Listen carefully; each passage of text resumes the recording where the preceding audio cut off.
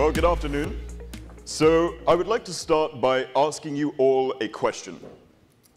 How many of you have tried to learn a new language before? Show of hands.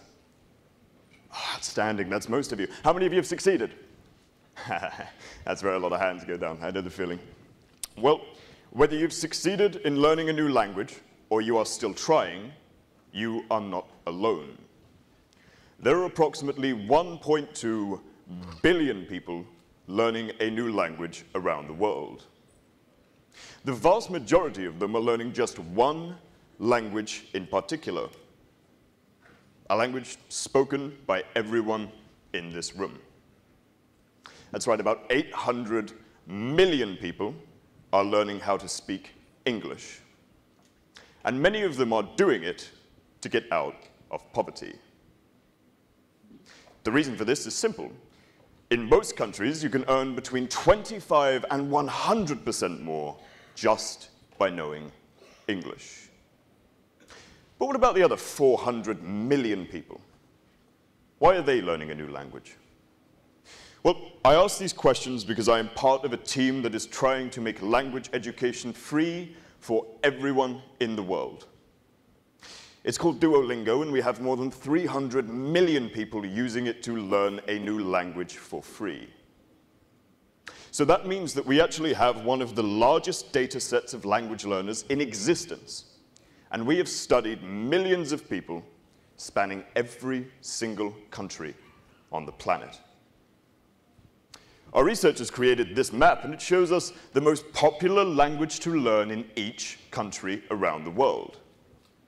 And it tells us a lot of interesting things. For example, we can see just how popular it is to learn English in green, right? Most of the world is learning English. Now, this is something that we expected. But then we noticed something unexpected, something strange. And if I zoom in here, you'll be able to see it too. Right, the data told us that the most popular language to learn in Sweden is Swedish. Sounds like a mistake, doesn't it? It can't be that hard to learn, can it? So why was this? Why was the most popular language to learn in Sweden Swedish? Refugees, exactly. So Sweden saw more than a 10x increase in the number of refugees seeking asylum there between 2015 and 2016, and as they arrived, they all began looking for a way to learn Swedish for free. But where did all of these refugees come from? Well, many of them came from Syria. As a matter of fact, there are now more registered Syrian refugees than the entire population of the city of Los Angeles. There are more than 6 million registered Syrian refugees and counting. Now, this is shocking, of course, but I think it's so shocking to all of us because we are just not used to looking at graphs like this, are we? Now, we're used to looking at graphs like this. Same up and to the right trajectory, completely different meaning, completely different focus. I'll give you an example. The UN actually came out with a study not too long ago that showed that more people have access to cell phones than toilets. I'm not sure about you, but when I first heard about this, I wasn't sure whether to be ashamed or impressed. But it certainly says something about our priorities, though, doesn't it?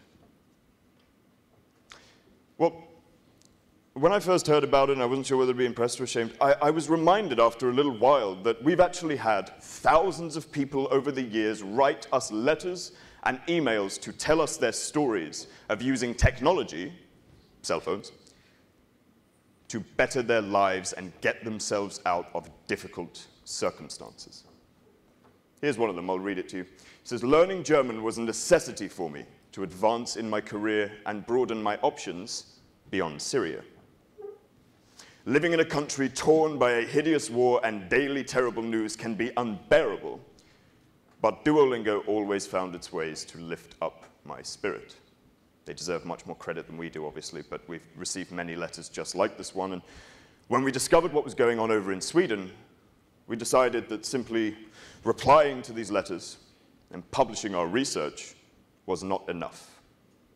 So we decided to go further.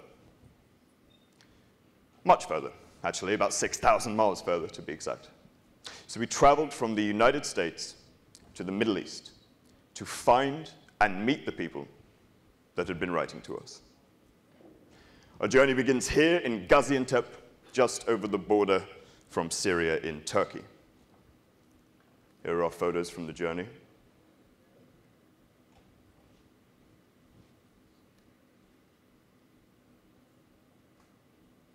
Now, the first person to let us into his home and into his life is a man named Ale. Now, he actually protested against the Syrian government when things started to turn bad there. And he was arrested during one of these protests and dragged off to jail. But as he explained to us, this was no ordinary jail.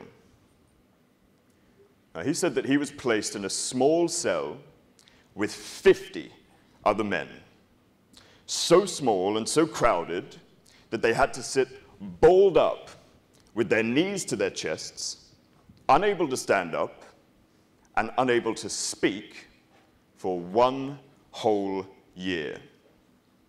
He said that he did not get to see the sky for 1 year. Now, after he was released, he fled to Turkey, which is where his story takes more of a positive turn, thankfully. The first thing he did was teach himself how to speak Turkish, using mostly free resources like Duolingo. And he's now become a school teacher, teaching Arabic language and computer programming to kids in Turkey, helping make their lives better.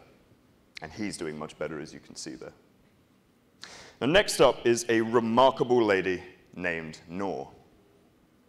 Originally from Iraq, she fled after a car bomb exploded on the street outside her house, shattering the windows to the house and sending bullets flying in all directions. She told us the story of fleeing in her car with her family while their house turned into a literal war zone. Now, she also moved to Turkey, and she also taught herself how to speak Turkish using mostly free resources, using technology. She now speaks 5 languages and has become a successful software engineer. Her name has a meaning. It simply means the light, which I think is quite appropriate.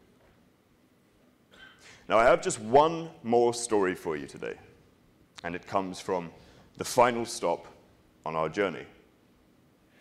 Well, we were granted last-minute permission to enter this place. This is Azraq refugee camp in Jordan, and it is one of the largest refugee camps in the world. See, Azraq has a population of 37,000 refugees. And out of 37,000 refugees, 60% of them are children.